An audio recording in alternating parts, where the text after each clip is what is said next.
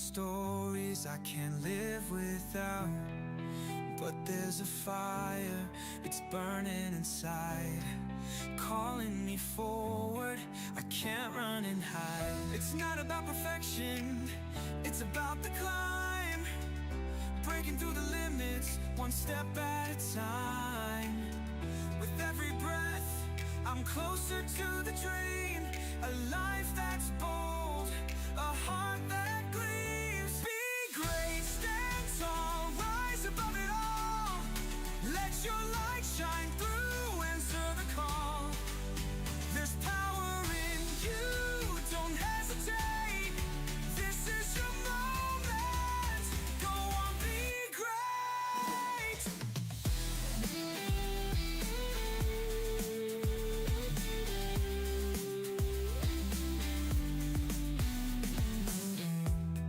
The mirror's reflection, it shows who I am, but it's just the beginning, not the end of the plan. Through trials and heartache, I've learned how to fight, to shape my tomorrow. I start with tonight. It's not about the shadows, it's about the flame, fueling the courage to rewrite the game. Every step forward, I leave fear behind. Greatness is waiting, it's yours and it's mine. Be great, stand tall, rise above it all. Let your light shine through, answer the call. There's power in you, don't hesitate. This is your moment, go on, be great. Through the storms and the pain, I'm finding my way again. With purpose, with heart, I'll never fall apart. It's the journey, not just the end, a story that begins again. I'll build it, I'll create a life that resonates. Be great, stand tall, rise above it all. Let your light shine through, answer the call. There's power in you, don't hesitate. This is your moment, go on, be great. This is your story, it's time to ignite a life of intention, a future so bright. The world is waiting, don't let it wait. Step into your greatness, it's time, be great.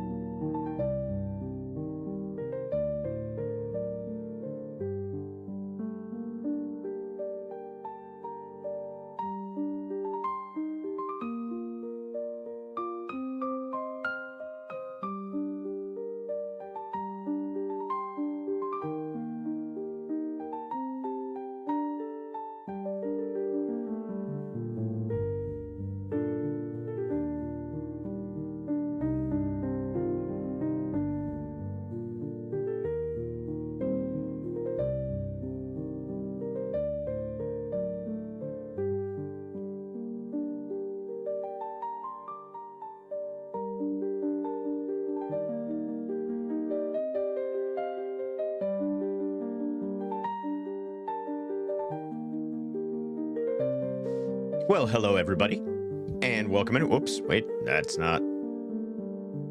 Let's try that. That's not working either. Well, there you go. Let's try that. That should kill it. Hey everybody, welcome in. How's it going? Welcome to the Thursday Idea Academy stream. So excited to be here with you on a Thursday as always. I hope you guys are doing great. I see a couple of you in chat, and welcome to you. I know that Patch is out there, but she's also on the road. And so Ben, I see you. Head of Steel, I see you as well. Thank you guys so much for hanging out with me today on what here, I don't know about where you're at, but here it's a chilly Thursday. It's a little bit on the cold side. I understand our friends in Florida actually got some snow this week, which is crazy. I think they broke a record for snow also, which is nuts. But yeah, it's been kind of cold all over the place. Yeah, so there you go. That's a whole thing that's happening. We've been freezing for over a week now. Gosh, dang it. It's crazy. I went out yesterday to walk my daughter to school, and she's like, "Man, what's the temperature?" So I looked at it, and it was 32 degrees, right at freezing. And I'm like, "Wow, man. It does not, we don't get that cold here that often where we live." So it's all good. It's all good. We got to get a little bit. They haven't stopped salting the roads. All the roads are powder white. Wow. That is crazy. I'll tell you what, it's like the apocalypse, people. It is between, the snow and the ice that's covering the universe here. And then on top of that, we've got, we've got the fires that are still going on down in LA. In fact, just yesterday, I got word. I have a colleague that's working down in LA right now, and I was on a call with her yesterday. She's like, "Yeah, there's a new fire that started in a place that's called Castaic, and they've shut down the 5 freeway." So if you know about California, there is one freeway that kind of goes from all the way from the north all the way to the south of the state, and that is the 5, and that's pretty much the way to get into Los Angeles from where I live. You kind of have to go over the 5. It goes over what we call the Grapevine, which is this passage through the mountains that are right at the foot of where Los Angeles is. And there had been a fire in that mountainous area, and it had shut down that freeway. And so I was not excited about that, because I know my wife actually has to travel that freeway to get home. I just got word recently that she did get past it and everything's good. She's safe. She's fine. Everything is good. But I was nervous there for a second. It was a little bit nerve-wracking. Snowed here on Tuesday, 3 inches, shut down the city for 2 days. Snow removal not in the budget. Boy, what is in the budget these days, right? I mean, it's kind of crazy when we talk about this. I was talking to some friends. As you know, I deal in the nonprofit sector a lot, and I was talking to some friends about the budget here in California, which of course is a mess. It's been a mess for as long as I can remember, but it's especially bad right now. And there are some things, like some really utilitarian things that we need that aren't funded right now by the budget. And so, and I feel like it's not just here. Maybe it's worse here than it is some places, but I feel like it's not just here. I feel like all across the country we've got budgeting issues. So to those of you who are in the snow, I hope that you stay safe. To those of you who are interested in what's going on the fires, so there are two new features of the stream that you're looking at that I'm going to point out to you today. And it's not necessarily that they'll always be there, but I do want to point your attention to them. First of all, down here in the lower left corner, you will find we are currently actively supporting the Los Angeles fire relief effort, and we're doing that through mosaic.org/give. Mosaic is a community of mine. They're a part of my Los Angeles community, and I have dear friends who are there. But the reason that I'm promoting them for fire relief is because I know what they're doing with the money, and I know what the money is going to, and I know that it's going actively to real relief efforts, not just to infrastructure or whatever else. So it's a charitable organization that I trust, that I've worked with in the past, and so if you would like to donate, by all means, please go to mosaic.org/give, and you can donate to the wildfire, to the LA fire relief effort there. The other thing that you may notice is up here in this corner. Pointing is hard, but up here in this corner, you'll see a little QR code. That QR code, very simply, is so that you can subscribe to my newsletter.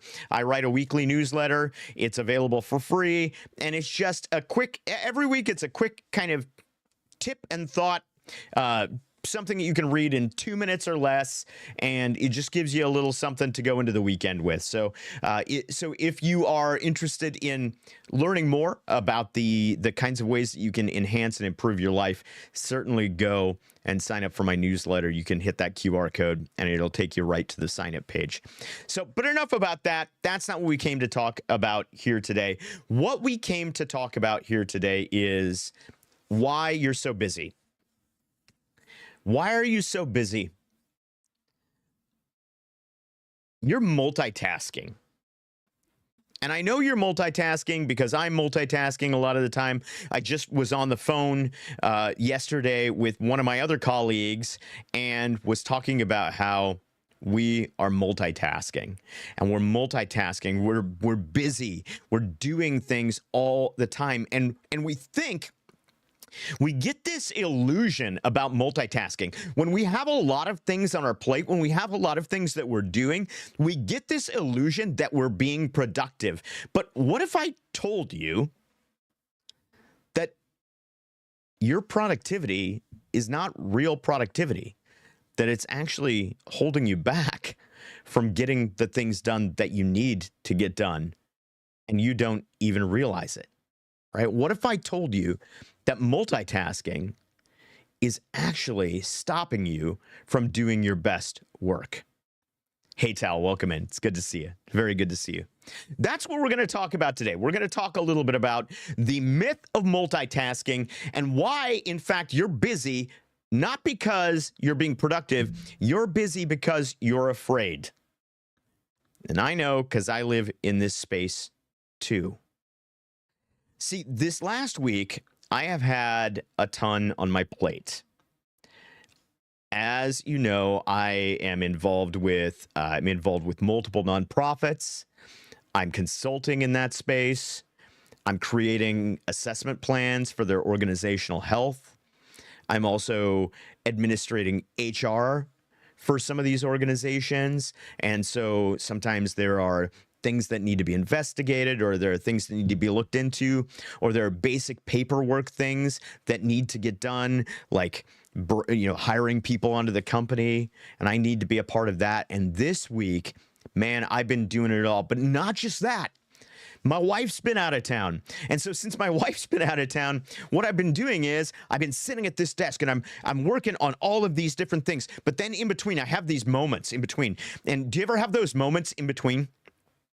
And you just realize it's just like that golden apple on the tree, right? It's like, oh, I have this moment. I can get this thing done. Let me just get this thing done real quick. And then you get working on it for 5 minutes and you realize, oh, wait, but I need to do this thing over here. And I need to do this thing over here. Oh, I've got this moment. Let me do that. Let me do that. And I've had all these moments because I don't have access to my wife, who, usually I'll talk things out with her. She'll help me kind of plan. She's my brain when it comes to organization, and I'll have her to help me here. But instead, I've just run rampant, and I've got all of these things, and I'm working on all these projects, and I want to do this video, and I'm writing these emails, and I'm editing my book, and I'm doing all of these things. And then I'm hitting my microphone, and what I realized was that I was burning myself out. I was wearing myself out, and worse than burning myself out, I wasn't getting anything done. I was getting about halfway through everything that needed to get done because I was attacking everything at the same time. And there was a moment where I thought, man, you're killing it, Andrew. You are killing it. You're doing the thing. You're so busy. You're working. And then I looked at it and I realized, wait a minute, I've left out all these details that I desperately need to incorporate. See, multitasking feels productive. It feels good because we're doing all the things, but it's a placebo, right?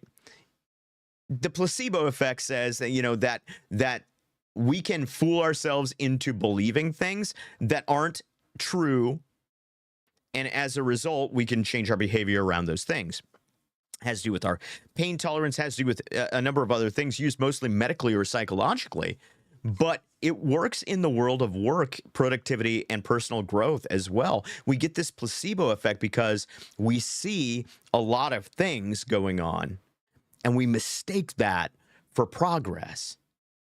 But here's the thought that occurred to me this morning in the shower. And yes, that's how recent this thought is. I was literally in the shower this morning and I was going through some things in my mind and I was thinking about this topic of multitasking because it's been on my mind because of this revelation that I've had. And what I woke up to this morning is, you know what I think?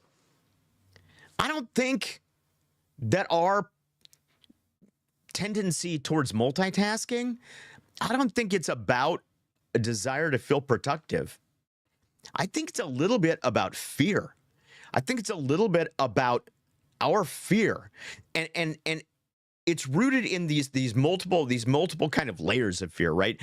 There's the fear of falling behind, and I'll go into these more, but there's this fear of falling behind, right? I'm afraid of falling behind. So what do I do instead of falling behind? I do a lot of things. And then if somebody needs to know what I'm doing, I can tell them all the things that I'm doing because I'm afraid of falling behind. I think it's rooted a little bit in the fear of imperfection. This is a big one with me, right? Because I'm afraid of being imperfect. And one of the ways that I compensate for that is by doing a lot of things.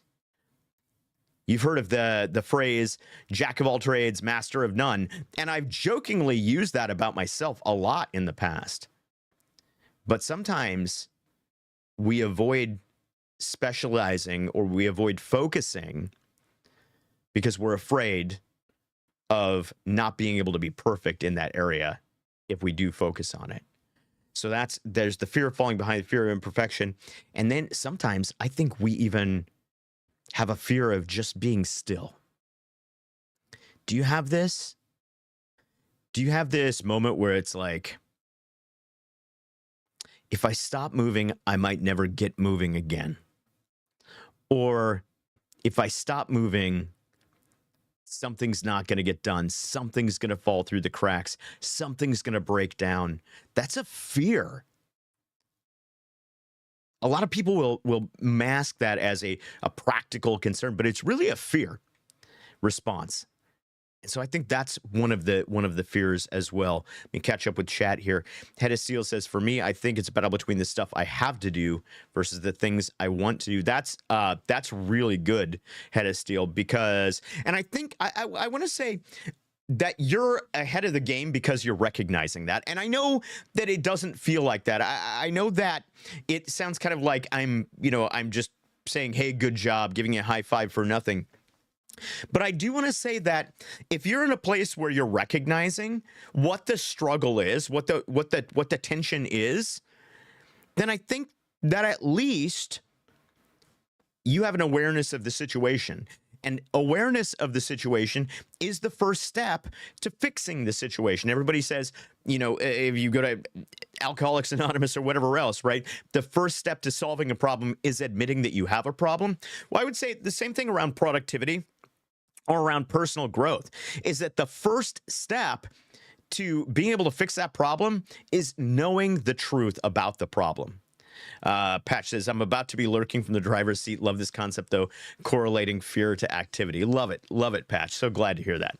So glad to hear that. Have a safe trip. I look forward to seeing you when you get home. So let's talk a little bit. Let's talk a little bit about multitasking first. The first thing I want to do is I want to debunk this myth of multitasking. Did you know we talk about multitasking? We talk about it all the time. Oh, I've been multitasking today. Oh, I'm multitasking. I'm doing this. I'm listening to this and I'm doing this. I'm doing this and I'm doing this. I'm doing this, but I'm really working on this. And we have this idea that we're multitasking. We're these computers, these master computers, and we're so good at doing all of these things at once. But it's not true. You can't do it. And here's how it really works.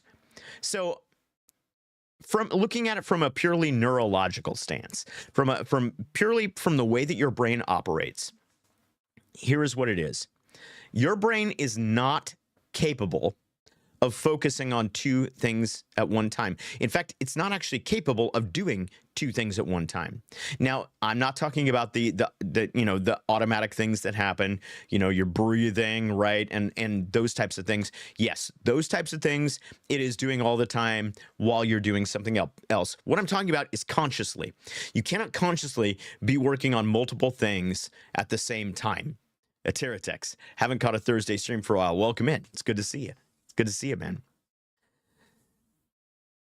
So if you can't, in fact, do multiple things at once, but we all are, right? I mean, I'm scrolling TikTok and I'm also writing my newsletter and I'm also listening to music in the background and I'm also maybe reading something else, right? I'm doing all of these things, but I'm multitasking, but I'm not, right? What's happening is that I am actually what the brain is capable of doing. And your brain is an amazing machine. But as with all amazing machines, you can't make it do what it's not designed to do. About doing the right tasks, one physical, one mental. A lot of times that's right? Sometimes you can do a physical thing and a mental thing, but if they both require focus, right? If they both require attention, then you can't actually do them at the same time. Because what's happening in your brain, right? Is this a miracle, amazing, wonderful brain that you have is it's rapidly switching. So it's switching back and forth between the tasks. It can really only hold focus on one at a time, but it's rapidly switching between the two or between multiple tasks. But here is the problem with that. Like you can run while on a call or something. Right. But if you had to jump hurdles while you were on a call, or if you had to avoid some other kind of obstacle, right, then you wouldn't be able to pay as much attention, right? Because what's happening is we're having this switching. There's this switch that's going on back and forth between the two tasks, always back and forth. That's the way that your brain works. And this introduces what we call a switch cost, a task switch cost. And every time you incur that task switch cost, what's happening is it's wearing down a little bit of your mental reserves. It's making everything a little harder for you to do. So if I'm trying to read one thing and listen to another thing, it's wearing down. Every time my brain switches back and forth, it's wearing me down a little bit more. Absolutely. It was wild. I'm sure it was. And you can experience this. You can experience this if you think about it. Here was kind of the analogy that I wrote down for it. It's kind of like if you were trying to write an email or type a long text to somebody, right? So you're texting somebody, you're typing out the text, and you're trying to explain something to them, and there's somebody over your shoulder that just keeps tapping you on the shoulder. Like every couple of seconds, they tap you on the shoulder, right? And so what's going on is that every time that person taps you on the shoulder, you have to stop and you have to refocus on what you were doing. But if you think about that metaphor, when you're typing that text out or you're typing out that email, you're going to lose your place, right? If you get tapped on the shoulder, you get interrupted, you're going to lose your place. So what are you going to have to do? You're going to have to go back and review where you're at, figure out where you were in the process of writing that, and then you can continue on. But every time that's going to take you a little bit longer. Every time it's going to be a little bit harder. Every time it's going to get a little bit more difficult for you to focus back in. I never use my brain when I'm yapping. That's good. So this goes back to the story. I may have told this last week, but it goes back to the story of a client that I'm working with, an executive coaching client, and she's in this new position, and she's like, I don't know what to attack first. Everything's important. And this is the other issue that we have, is that everything's important. I led a staff meeting with an organization yesterday, and one of the things that I told them was that everybody in the organization needs to be able to answer 3 questions. Actually, they need to be able to answer the same question on 3 different levels. So this is going to work for you too. So this is one of those areas where if you're doing something else, tune it out for a second. Don't incur a switch cost here. Pay attention to this. If you're looking to really set things up in your life, to prioritize things in your life, then you need to be able to answer one question at 3 levels.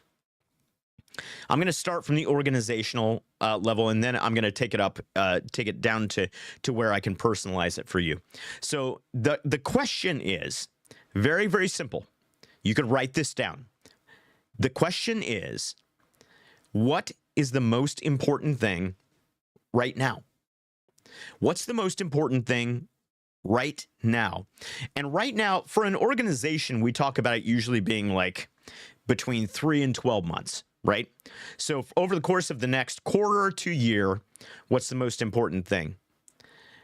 You know, for you, it's probably not that long, right? Your personal goals, maybe they're not that long, but really you should have some level of thing that is at that level. And you should be able to answer the question of what's most important right now.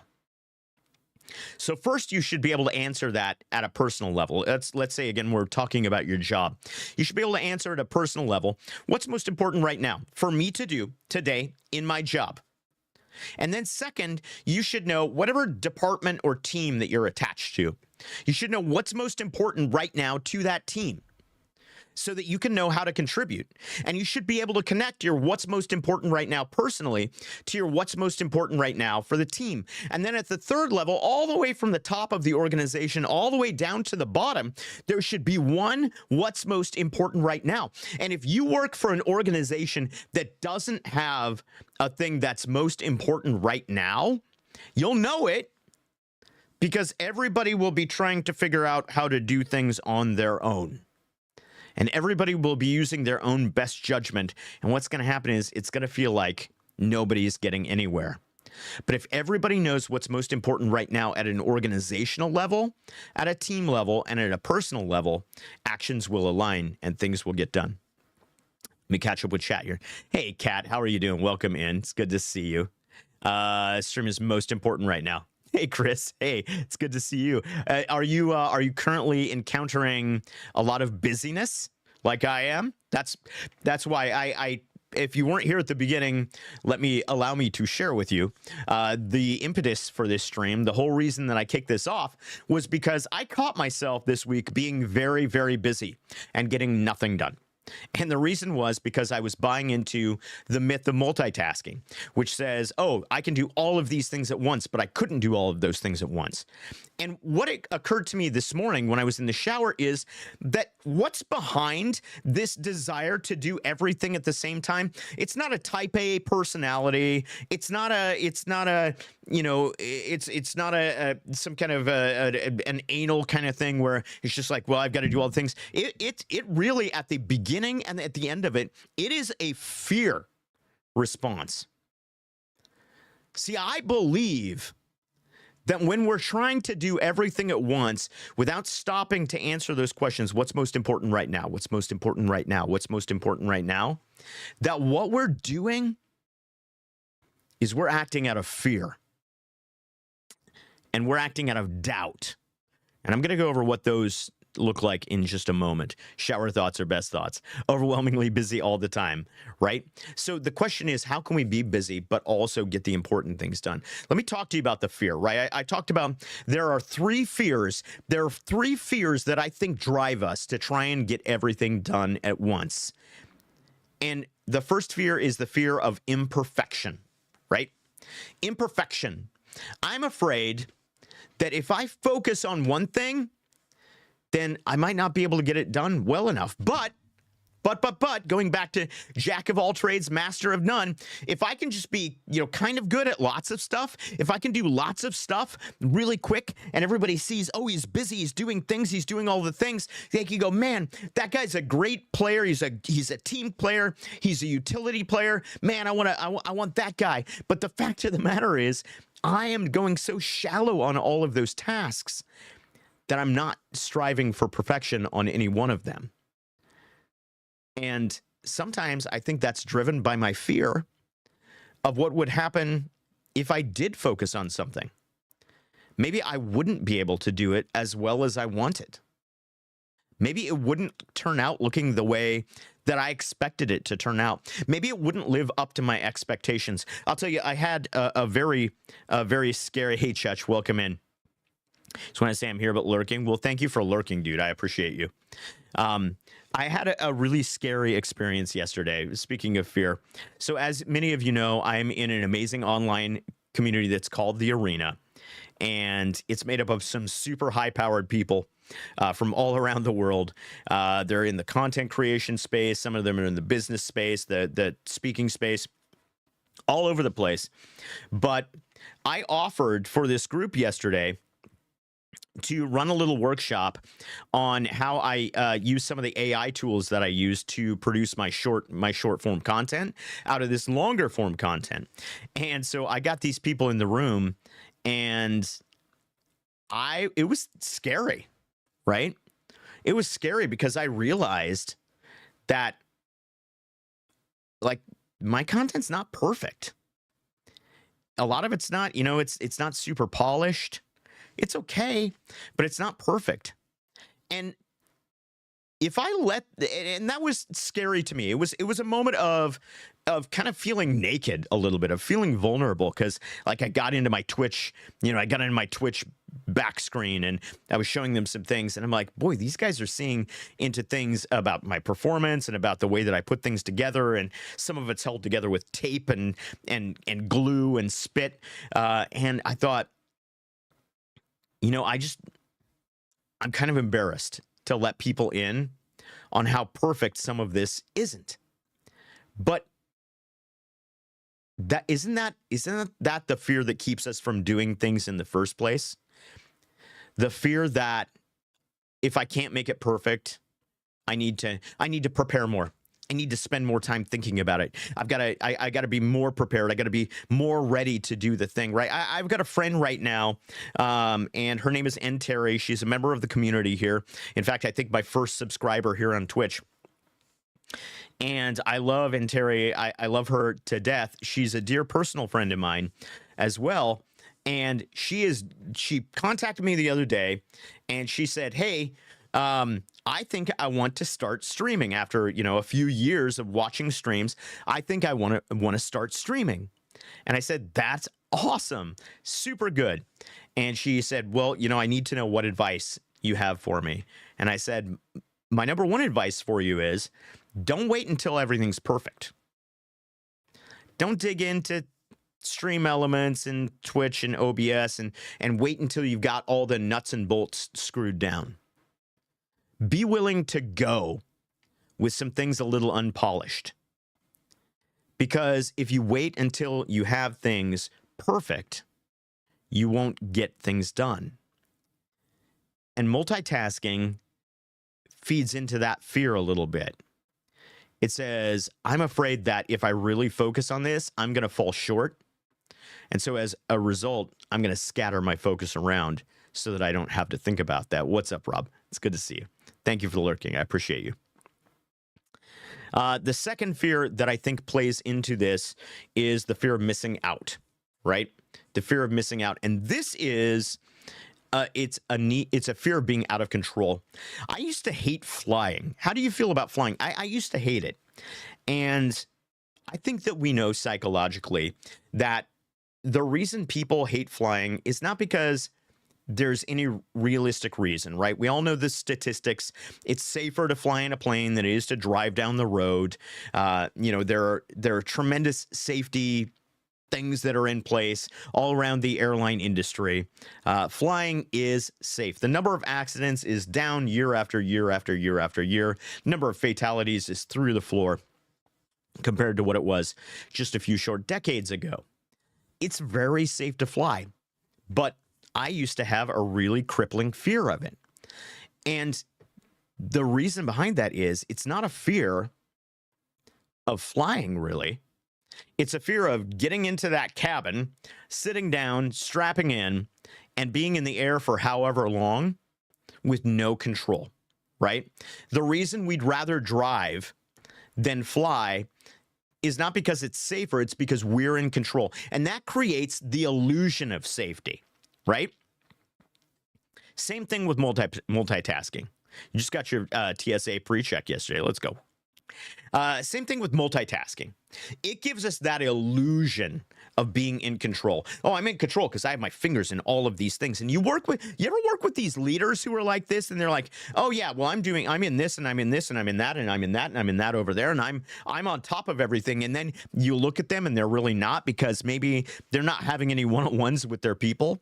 So their people are going entirely undeveloped. Maybe you've been one of those people. I certainly have. Spoiler alert, I've also been one of these leaders who has been so desperate to be involved in all the things that I forgot that my first duty was to develop people and create new leaders. I had a leader tell me today that, and I don't agree with this, but I get what he was saying. He said, you know what, Andrew, leadership is easy. It's management that's hard. And the point he was making is he's a high visionary.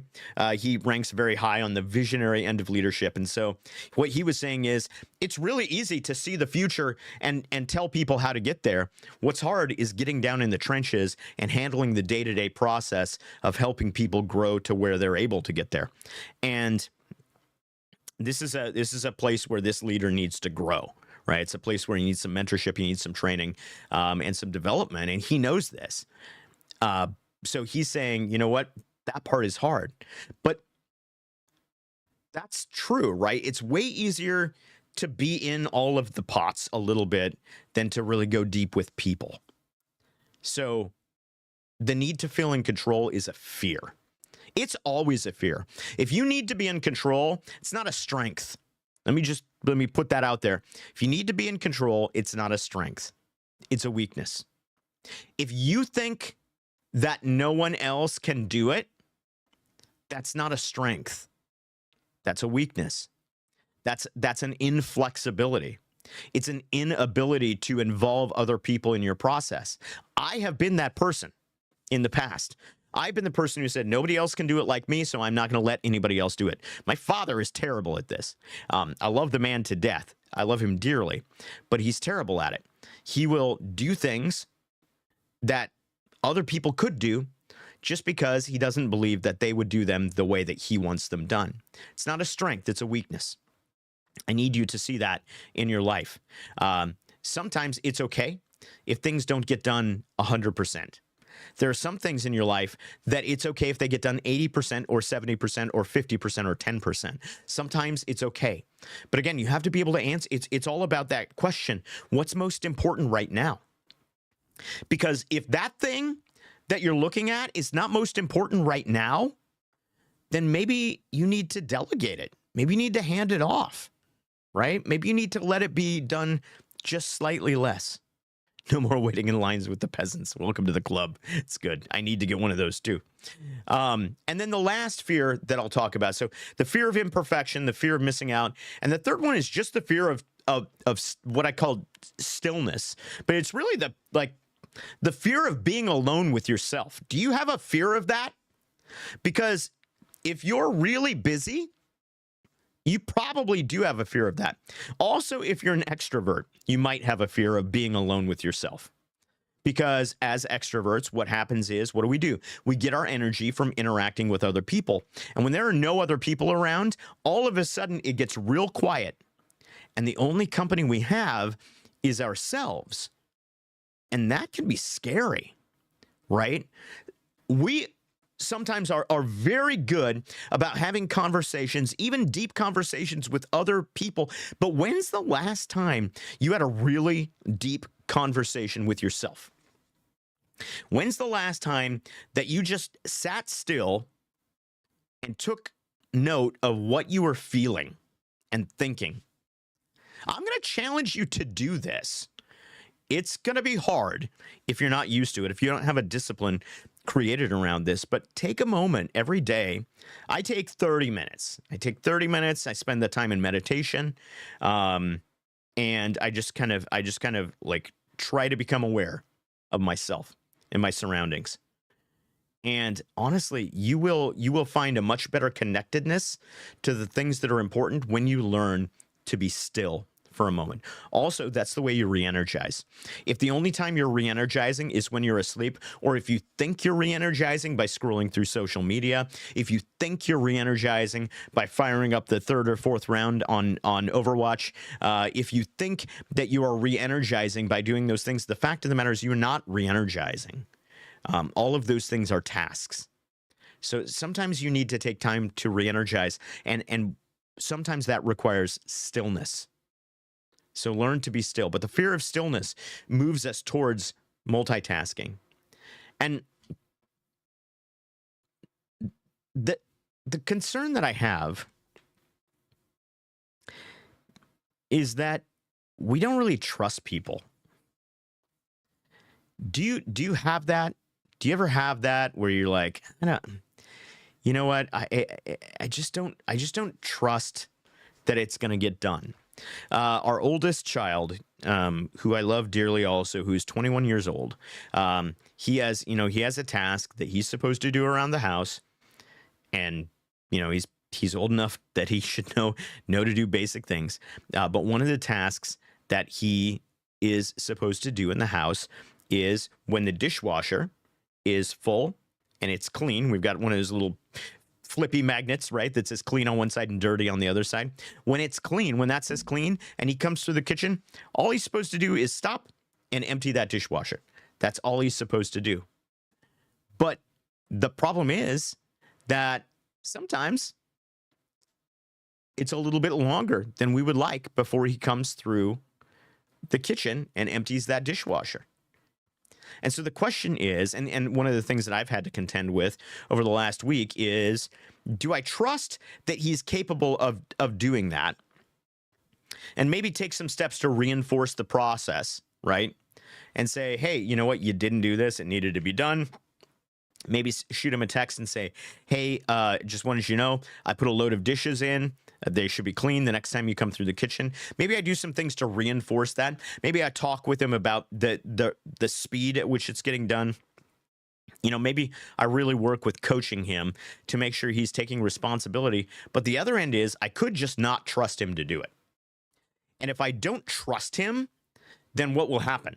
What will happen is I'll go into the kitchen, I'll see it's clean, I'll open it up, I'll see that it's full, and I'll go ahead and empty the dishwasher for him. And I think you can see that there are a couple of problems with this. The first of those is that you should not be in a position in your life where you're not developing trust in people. Let me say this very, very loud and clear. If you're going to be a person who changes the world, even if you're going to do it in a very small way, if you're going to be a person who embraces your best future, then you will not embrace it in the absence of trust. Number one, you must learn to trust people. But the other thing is very similar to that, and it's this. If I don't trust him, he will never become trustworthy. You see, your responsibility in the world is not just to do your stuff really good. Your responsibility in the world is to help other people become the best version of themselves as well. Because if you're here right now, and you are, right? If you're here in this stream watching and listening and being active and participating in a stream about how to get better, how to make the world better by getting better, then you don't get the liberty of just acting in default mode. You have to try harder. You have to do better. We have to try harder. We have to do better. We've got to be dedicated every day to bringing the best out of people alongside us. And that doesn't happen without trust. So my concern is that sometimes our fear and our need for control leads us to a place where we create a lack of trust. Let me, real quick, I'm going to catch up with chat here. Today's a bad day to ask that. We had to help our black cat Onyx cross the rainbow bridge. Oh, feeling sadness and loss. I'm so sorry about that, Tal. Oh, my heart goes out to you. I know that, gosh, losing a pet is a really rough thing. I hope that you find comfort in your memories, and I just hope that that you do what you need to do to take care of yourself and to move through this time and to keep going. But gosh, my heart definitely goes out to you, Tal. I hope that you find some good things today. That's what I hope. Lack of trust is one thing, but the other thing that I think plays into this is one of my favorites. It's one of my big three, right? The big three things that keep us from being our best selves. What are they? Say them with me now. They are, number one, we think that success happens by accident. We think that we don't have control over our success. Number two, we're afraid of failure. We think failure is the end. And number three, we believe that we live in, and I will use heavy quotes, the real world, right? The myth of the real world is the third thing that keeps us from becoming our best. And here's the thing, right? When you're multitasking, when you're doing all of the things all at once, what are you doing? You're creating a real world narrative. Oh, Andrew, it's great that you tell me that I need to prioritize and I need to have deep focus on things. That's all great. But you know what? I live in the real world, and the dishes have to get done, and the laundry has to get done, and this has to get done, and that has to get done. And in my real world, there's no time left over for the things that are important. But are you just conceding to the real world? Are you just giving up to what the real world looks like? Or are you going to create your own real world? Because you can, and you should. And it may not happen every day. There may be some days where the dishes and the laundry and the things and the stuff and the paperwork and the HR nightmares and the leadership seminars and all of these things, they get in the way and you don't get the focus. But you've got to fight against it. You cannot give in to it. You cannot allow that to be your real world if you really want to become your best self. Are you conceding to someone else's story about the real world? Or are you creating one where focus is possible?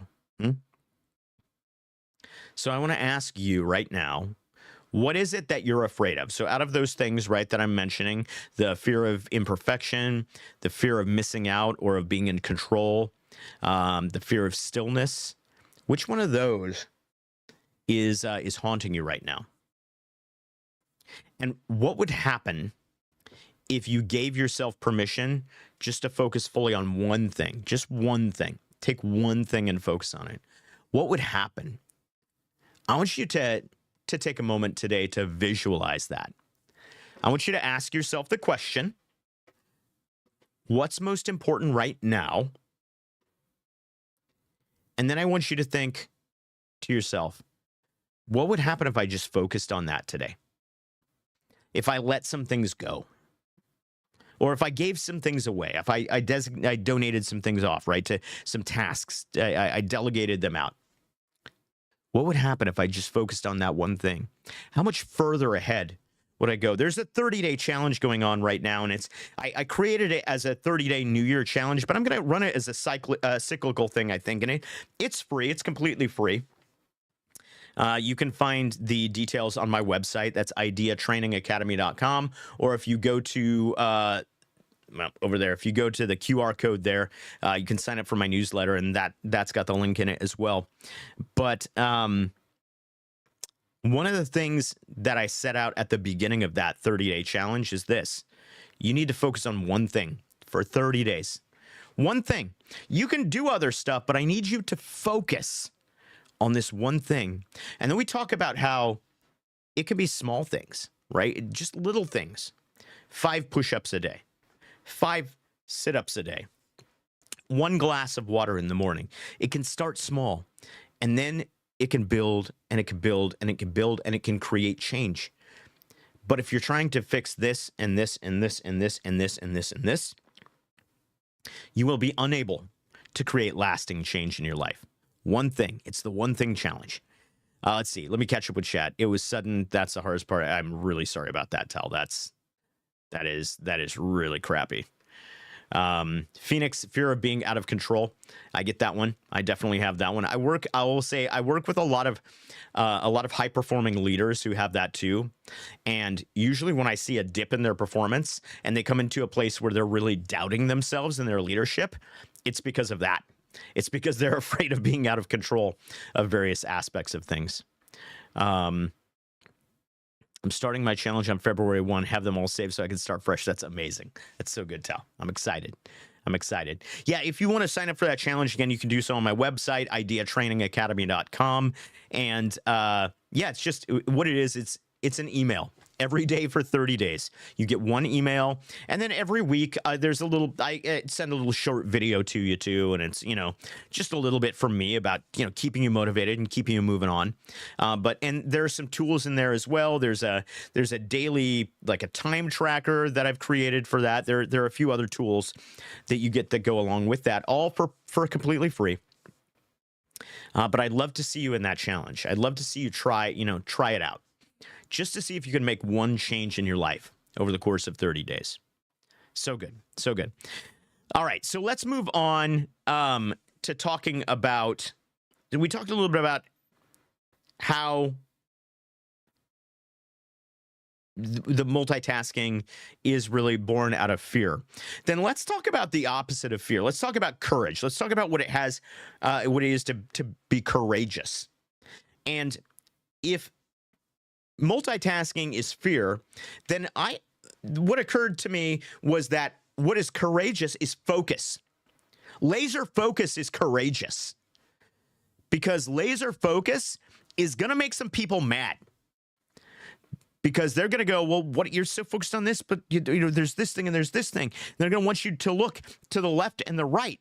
But let me suggest this to you. The people who understand and who are in your growth trajectory right now, when you get focused, those are the ones that are going to understand. And the ones that understand are the ones you want to keep. Now, I've told you a million times, I'm not about throwing people out, right? That's not what I'm looking for here.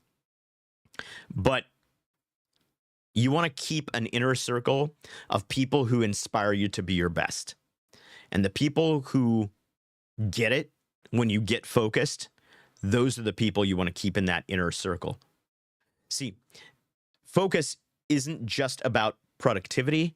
It's really an act of courage, because it is choosing. It's a choice to give everything you've got, to put all of your energy into the one thing that matters most, the one thing that's most important, right? The key word there is choice, I think. Now that I'm thinking about it, I think the key word is choice. Going back to myth number 1, right? The myth that success happens by accident. If we believe that success happens by accident, then we're in the passenger seat, right? We're in the passenger seat. And that's how we get a ride to the myth of the real world, is by being in the passenger seat. Because we let our circumstances tell us what's most important. Oh, the job's got this, and this has got this, and oh, this is this person needs this, and this person wants this, and this person needs to give me that, and that person wants that. And especially if you're like me and you have the genius of enablement, we'll go back to the 6 types of working genius. If you have the genius of enablement, if you don't know what this is, by the way, check out my website and set up a free call with me. Let's talk about it. But if you have the genius of an enablement, which means that you are motivated and you are energized by coming alongside people, by encouraging them, and by working with them directly, by giving them the help that they need, if you have that, then what happens is when all of these people have all these wants and needs, your default is going to be to try and fulfill all of those.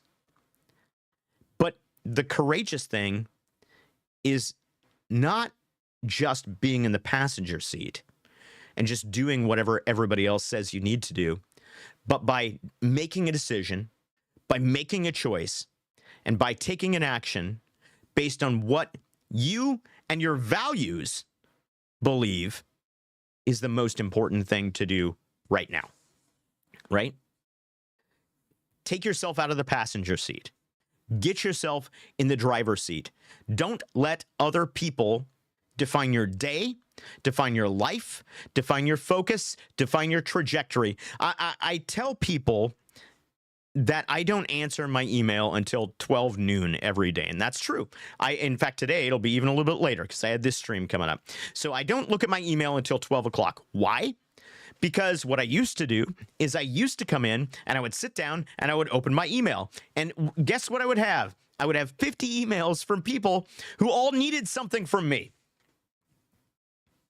And so what would I do? Well, I would start doing all 50 of those things. Whatever people needed me to do, that's what I would do. Oh, you need that report? Okay, I'm going to drop everything and do that report. Oh, you need some help with that? I'm going to drop everything and give you help with that. But the problem was that put me in the passenger seat. I wasn't making a determination about what was most important or most impactful. I was just riding along with whatever came to me. It was a default mode. Get out of default mode, guys. Be courageous. Be brave. It's brave to reframe your focus, right? So it's brave to reframe yourself in terms of focus because you're confronting priorities. And priorities are scary. Because when we start to stack things up and say, this is most important, this is next important, this is next important, this is least important, then we got to let go of some things. Some of the things that are least important, they're going to get done later or not at all. And we got to be okay with that. And if you're not okay with letting some things go in pursuit of the things that are most important, you got to get okay with it, right? You won't grow past that. It's brave because you have to trust other people. We make the joke about the old trust fall thing, right? Where we'd all go into the woods and then we'd line up and we'd fall into each other's arms, right? Fall backwards. And that was the trust fall thing. And it is a joke, right? It's kind of dumb.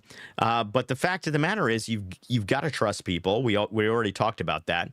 But it's brave to trust people. It's brave to prioritize and to trust other people to do things. It's also brave to trust yourself.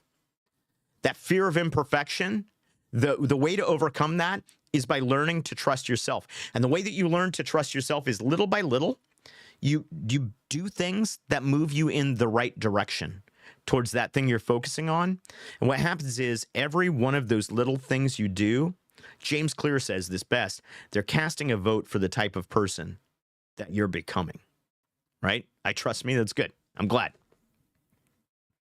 And then it's also brave because it says that whatever this is, whatever this focus is, it matters enough for my full attention.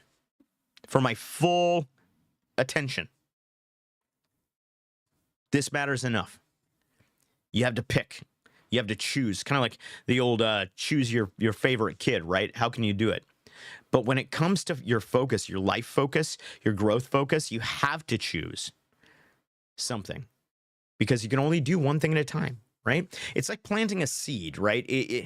You plant the seed and then you water it and then you look at it and it's a patch of ground and it doesn't do anything. And then you come back the next day and you water it and it's a patch of ground. Then you come back today and you water it and it's a patch of ground. And you don't get to see results right away. But what happens is eventually you see that little sprout, that little green sprout, and then it grows up a little bit and it grows up a little bit more and it grows up a little bit more and then it becomes a plant, right? I remember the trees. We have these trees in our backyard. We have an avocado tree and a lime tree. We've got this beautiful grapevine. We've got these trees that are in the back. yard, and can remember planting them as very small things, and then year after year going, hey, when is this thing ever going to bear fruit, right? The avocado tree, it's like, man, when is this thing ever going to bear fruit? And then year after year after year, just taking care of it, watering it, staying focused on doing the right things, and eventually now the lime tree this year produced so much fruit that I couldn't use it all. It literally, like, I had to eventually take it all off the tree, and even give a bunch of it away because I couldn't take care of all the fruit. I couldn't use all the fruit. And focus is that same way. It doesn't feel like it's really getting you anywhere at first, but there's going to come a day when you stay focused on a single growth area, and you're going to look around and you're going to see so much fruit that you don't know what to do with it. Head of Steel says, we avoided that by only having one. That'll do it too. That'll do it as well. Ryegrass comes up after like 5 days minimum. That's true. But it's not really good to eat is the problem. The example that I go to here is I just finished what I'm hoping is my final round of editing my book, right? I've got this book, Be Great. I'm committed to having this book come out this year, hit publication this year, and I would love for you to buy a copy of the book. It's going to be available for pre-order on Amazon pretty quick here, I believe. But I had to, when I wrote that book, and even when I edited it, what I learned very quickly is I had to turn everything off. I had to turn it all off. I had to shut the phone off and put it in a different room. I had to take the watch off because the watch gives me notifications. That had to go in the other room as well, right? I had to shut down all the notifications, all the things, everything. It had to go off. And I'm not talking like I wrote this book an hour at a time because that was all I could stand. I'm not in love with the process of writing. It's kind of hard for me, but it was every day, shut everything off, kick it out of the room, shut everything down, one screen right in front of me. I've got music playing to get me, music with no words playing to, just to get me in the zone, in the flow state. And then me and the piece of paper, 25 minutes on, 5 minutes off, 25 minutes on. So 2 25-minute time blocks and nothing else, just focusing on this. And I'll tell you what, if I didn't trust that process, if I didn't keep that level of focus, that book never gets written. Never gets written. And I would bet you're the same. How many things do you have right now around you that are potentially just waiting to take up space in your mind, right? How many devices do you have that are going to ping you or going to go off, right? How many timers do you have set for this thing or that thing or the other thing, right? What in your life is just waiting to take your attention away? And how, for just a brief period every day, can you just stop scattering your energy around and just focus? Just one thing. Every day, pick one thing. Stick with it for 30 days. Do the 30-day challenge or don't. It doesn't matter. Pick one thing that you want to do better. Pick it right now, right? Or at the end of this stream. And I'm going to challenge you not only to pick it, but to write it down someplace. Write it down someplace where you can see it. Write it down on a notepad. I like to write stuff on my bathroom mirror because I have to look at that every day. But write it down. What's the one thing you're going to focus on for 30 days? And then take a portion of every day and start focusing on it. So let's talk about, let's get practical about strategies. Let's talk about how to be really intentional around your focus. First of all, I'm going to recommend that you smart. That's why. I'm going to recommend that you start small, right? Don't shoot for like an hour, 5 hours every day on your one area. Shoot for 15 minutes. Like 15 minutes. Commit to it. 15 minutes. I'm going to shut the phone off. I'm going to shut the TV off. I'm going to shut Spotify off. I'm going to shut everything off. I'm going to shut it off. 15 minutes. I'm going to focus on this one thing. One thing. Every day. The second thing I want you to do is I want you to prioritize. I want you to, in the morning, I would love to have you just write down 3 key priorities for your day. 3 things that are most important today.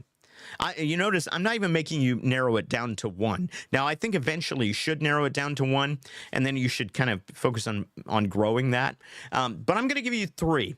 Write down three things that are priorities. Three things you have to get done on that day, and not you have to get done because they're have to get done's, but they're have to get done because they're going to contribute to your area of focus. And then start thinking about like a focus ritual. So I know that sounds weird, but I told you about when I wrote the book, right? What did I do? I came into the room, I shut the door. Everybody knew when I shut the door, nobody comes in, nobody interrupts, right? The phone goes off and in the other room. The watch goes off and in the other room. I turn on soundtrack from Gladiator is what I wrote the book to because it's music that I know that I don't have to think about. I like it. The rhythm of it, the tone of it really kind of played into me to being able to write. It just helped put me in that flow state. And I set a timer for 25 minutes. And when it went off, I stopped writing and I wrote nonstop. I just wrote nonstop until that timer went off. And then when it went off, I stopped wherever I was at. I stood up, I set a timer for 5 minutes, and I walked away. I didn't walk away and check my phone. I didn't walk away and scroll through TikTok. I didn't walk away and catch an episode of something on YouTube, right? I stood up, I walked away. I got a glass of water, and maybe I took a walk around the yard. And then when that 5-minute timer went off, we went right back into the same ritual. Try and start to think about what kind of rituals could that be. I like to use incense. My wife bought me a bunch of amazing incense for Christmas. And so when I'm in a place where I need to like get into a flow state, I'll light up a stick of that incense and it really helps me, like just that sensory trigger helps me get into the zone where I need to get. So think about what are those focus rituals going to be for you? And then this one I've already kind of talked about. You got to trust other people. You got to delegate stuff that you don't need to carry. And this is where you need to, part of trusting people is asking them to help you. So if you got a bunch of stuff that you normally do during the day, but there's other people that you could offload that to, you need to ask them to help you. And it's okay to tell them why, right? Hey, I need to be really focused on writing my book right now, or I need to be really focused on, I'm trying to get healthier. I've got this one set of exercises I'm going to do every day. I need to be really focused in that time. During that time, I need you to do this, right? Ask for help. Trust others to handle those tasks that you don't need to carry. Delegate things. And then this one, I know that I beat this like a dead horse, but you got to be reflective as well. Right. So at the end of the day, you got to go back and you got to go, hey, what worked? And when something works, when you get that, when you nail that focus, you've got to celebrate that. You've got to let yourself enjoy that moment. Right. But you also need to reflect on what didn't work. What interruptions came into that time, and how can you minimize those interruptions next time, right? See, it's not going back to the myth of the real world. It's not about overhauling everything overnight. That's not what I'm trying to get you to do. I'm trying to get you to start with one step. Just one step. What's one thing you can do today that's different than what you did yesterday? Because a lot of people say, if we keep doing the things that we've been doing, we're going to get the same results that we've always gotten. But that's not true. If we keep doing things the same way we've always done them, we will in fact get diminishing results. So what's one thing you can do today that's different from what you did yesterday? One step at a time. And I want you to watch the way that your world shifts. And I love you to journal the way that your world shifts so you can go back and look and see where you were and where you are, right?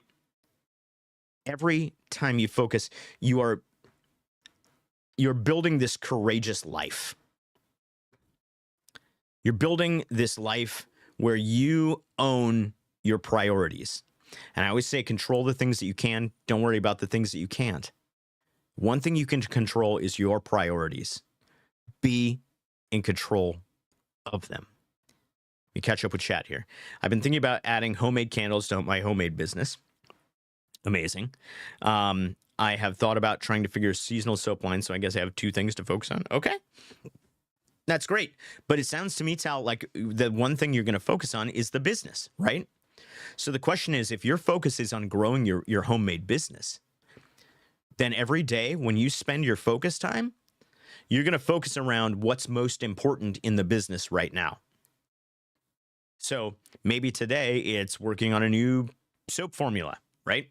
Maybe tomorrow it's going to be working on marketing, but it's all in line with that one thing that's most important. And most importantly, you're not going to try and bounce back between those things. I'm going to work on soap and at the same time, I'm going to do marketing and all these things, right? One thing a day. Focus on one thing at a time. So that's about all the message, which is good because I'm out of time. But I just want to remind you that multitasking, guys, it's fear in disguise. Focus is courage. It's living a courageous life. It is focusing on the tasks that matter, is trusting yourself and your priorities enough to commit fully. When you focus, you're not just getting more things done, but you're actually creating this life that reflects who you are. And the life that reflects who you are, who you become when you focus, and who you are becoming is the person who does the things that matter the most. So I'm going to leave it on a challenge, right? On a challenge for you. I want you to pick one strategy this week, whether it's like a 15-minute focus session or a 25-minute Pomodoro technique like I use, or setting 3 priorities in the morning, or letting go of something, finding something to let go of, right? Just something small. Pick something, pick whatever seems the smallest thing that you can succeed at this week and try it out. And then let me know how it goes. You can let me know on the Discord. If you're a part of the Discord, you can let me know on there. You can always come back to the comments. If you're watching on YouTube, please hit me with those comments and let me know, exactly what you've tried and how that worked out for you. Or just get in touch with me through my website, ideatrainingacademy.com. But whatever it is, just promise me you'll start this week. Try something. Do something different. Remember, it's... As with all things, I keep telling people this about growth. It's not about perfection. It's about courage, right? We talked about courage today, but it's also about intention. It's about intentionality. It's about doing things on purpose, not doing them on accident. And if you start now, I promise you, you will see a difference, and soon. Before we go, last thing, I'm just going to remind you, please support the, down here, please support the LA fire relief effort. We are giving through mosaic.org/give, an amazing community down in Los Angeles that I am a part of and that I contribute to on a regular basis. They do amazing work in the city of Los Angeles, and I can guarantee you that all funds that are going there are going directly to fire relief efforts. Second thing is up in the other corner, right over there, I think, in that corner, that's the QR code that will take you to the subscription page for my newsletter. Every week, it's like a 2-minute read, guys, and it gives you something that you can work on that will make your life a little better. I always give a free tip and maybe a little exercise for you to try to grow a little bit more. So that's it for today, guys. Thank you so much for hanging out with me. I super appreciate you. All of you come to the streams, all of you who have tuned in, all of you who show up in chat. I'm excited for you. I'm excited for the things that are going to happen in your life as a result of the actions that you are taking starting today. Like I always tell you, your moment of greatness, it's waiting for you. It's out there, but it's not coming for you. It's up to you to pursue that moment. So this week, I want you to pursue it by starting one small thing to get yourself out of the lie that multitasking is getting you somewhere and into the truth that only focus will help you grow. So go with focus, with courage, with trust, and be great. I'll see you next week.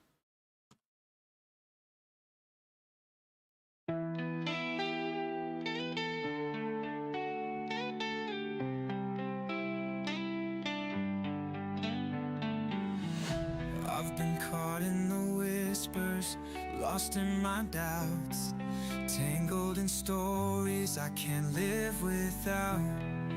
But there's a fire, it's burning inside. calling me forward. I can't run and hide. It's not about perfection, it's about the climb. Breaking through the limits, one step at a time. With every breath, I'm closer to the dream. A life that's bold, a heart that gleams. Be great, stand tall, rise above it all. Let your light shine through, answer the call. There's power in you, don't hesitate. This is your moment, go on, be great.